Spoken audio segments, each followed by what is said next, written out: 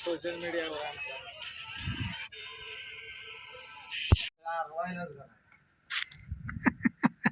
होय.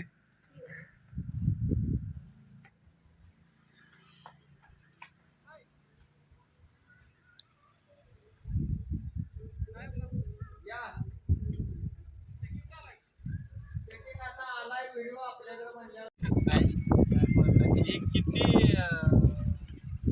शेवाळ आहे आणि असलंच पाणी ते प्यायला देते तुला. आता ह्या टाकीतनं काढलेलं शेवाळ आहे. तिकडे नाही एवढाच फक्त टावका काढलाय हो.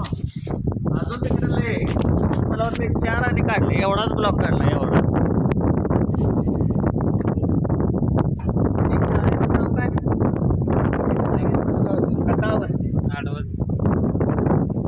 चालू करा तुम्ही खाली बसा बसा या वरी वरी वरी वरी तिथनं हे करून वरी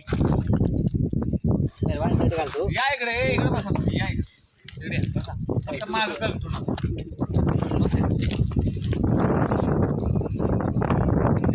मित्रांनो.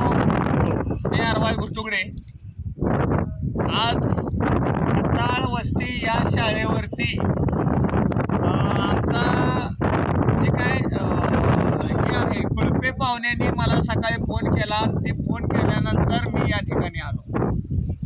ही जी टाकी आहे ते 5000 लिटरच्या वरती टाकी आहे. या टाकीमध्ये आणि अशा प्रकारचा गाळ आहे. ही जी गाळ आहे ना हे पूर्ण साठलेलं आहे. हे गाळ आहे, हे गाळवट आहे पूर्ण.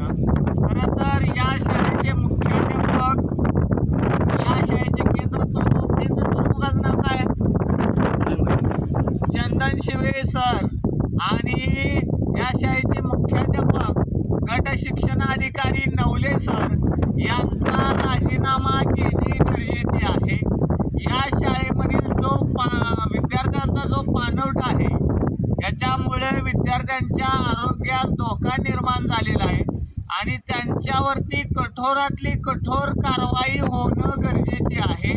आम्ही 100% यांची चौकशी हे सोलापूरला शिक्षण अधिकारी यांच्याकडे 100% करू आणि त्यांना बडतर्फ निलंबित 100% करू.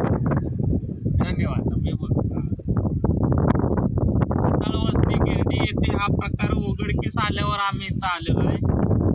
मित्रांनो, जर अशा प्रकारचं जर दूषित पाणी मुलांना दिलं तर ते काय आजारी पडतात.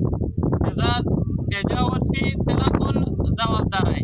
त्या लोकांना कारवाई झाली पाहिजे. आणि एका शाळेवर कारवाई झाल्यावर या महाराष्ट्रातील या सांगोल तालुक्यातले जेवढे शाळा आहेत तिथले शिक्षक आहेत ते सतर्क होतील आणि ज्या त्या आपल्या आपल्या जी काही टाक्या आहेत त्या किंवा ज्या काही सुविधा आहेत मुलांना त्या योग्य रीतीने देतील.